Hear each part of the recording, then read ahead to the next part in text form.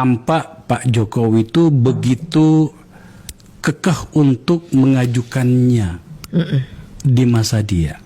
Seperti yang saya sudah sampaikan tadi, berdasarkan pada putusan Mahkamah Konstitusi hasil permohonan dari Nurul Gufron tadi itu, maka KPK itu berakhir pada tanggal 20 Desember 2024. Betul. Pak Jokowi 20 Oktober. Oke, artinya KPK sebenarnya itu ada waktu 2 bulan di luar dari kekuasaannya Pak Jokowi. Tapi dengan melihat respon dari Pak Jokowi yang sudah mengirim 10 nama ke DPR, itu berarti beliau menginginkan komisioner KPK itu terbentuk sebelum jadi ganti. Apa catatanmu, Fit? Ya itu mereka jadi Pak Jokowi seakan-akan menyodorkan istilah kita sehari-hari fait accompli gitu ya, menyodorkan oke, ini udah jadi nih KPK-nya langsung kepada Pak Prabowo. Ya, pertanyaannya kan untuk apa dia melakukan itu? Karena lagi-lagi 2 bulan itu sangat cukup untuk melakukan proses itu. Oh, lebih dari cukup.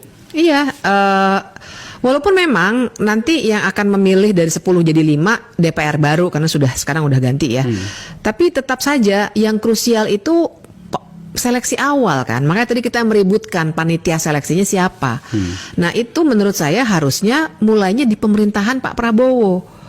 Karena dengan begitu apa yang juga diinginkan oleh Mahkamah Konstitusi juga terwujud, dalam arti jadi ada keseimbangan juga. Masa pemerintah yang meninggalkan kursi ngasih pimpinan baru ke pemerintah yang baru gitu. Nah, jadi kalau bacaan saya sih memang itulah yang diinginkan oleh Pak Jokowi, supaya ini orang his people gitu yang akan menjalankan KPK setelah dia tidak lagi menjadi presiden. Post power syndrome. Nah, kalau orang yang tidak jadi presiden, apalagi yang bisa kita duga sebenarnya banyak perkara yang mungkin akan nyangkut di dia ataupun keluarganya, pasti punya kecenderungan untuk memanfaatkan sisa-sisa kekuasaan yang masih dia punyai tinggal 20 hari lagi untuk memastikan bahwa bagaimanapun apa yang sudah dia pupuk selama 10 tahun ini tidak akan langsung hancur begitu dia tidak lagi menduduki jabatan presiden. Kita bermain pada aturan dulu. Anda kan seorang dosen hukum. Saya pengen melihat dari sisi etika kekuasaannya dengan apa yang dilakukan Pak Jokowi menyangkut ini. Kita sudah bahas tadi. Seharusnya seperti apa sih, Fit?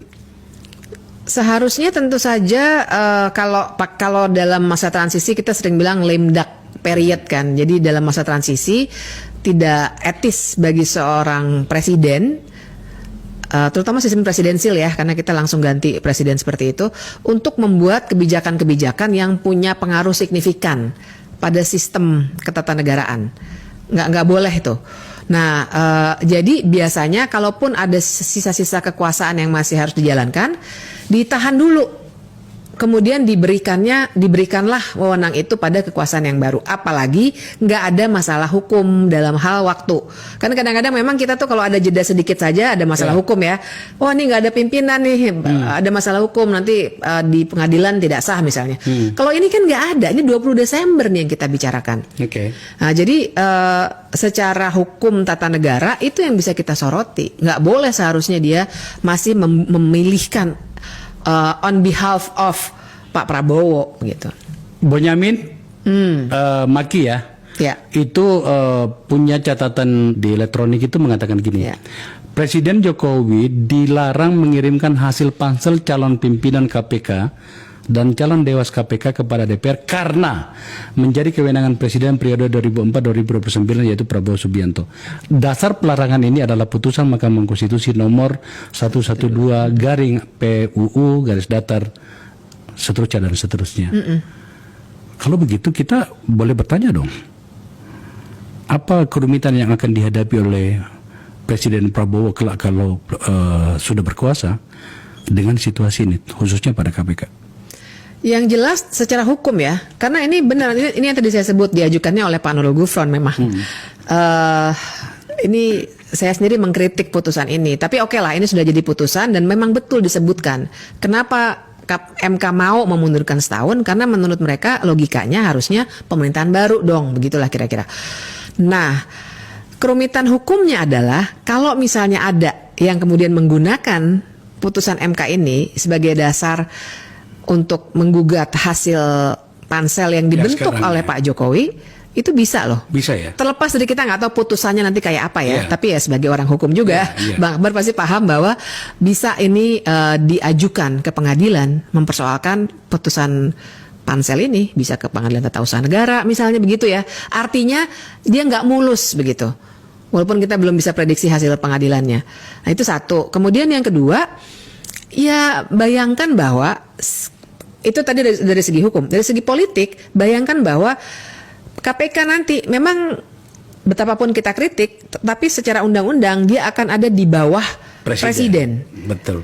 Ini padahal Jokowi's people. Ini Pak Prabowo. Kan sangat berbeda tentu saja. Ada karakter-karakter kepemimpinan yang pasti Pak Prabowo pingin dia miliki sendiri, bukan diwariskan dong. Cukuplah Pak Prabowo dikasih anaknya aja ya kan sebagai wakil. Tapi saya kira ada karakteristik kepemimpinan yang Pak Prabowo akan ingin tegakkan. Nah sekarang dia akan terkunci oleh orang-orang yang sudah komposisinya diatur oleh Pak Jokowi. Nah, ini yang nanti juga akan menimbulkan problem buat Pak Prabowo menurut saya.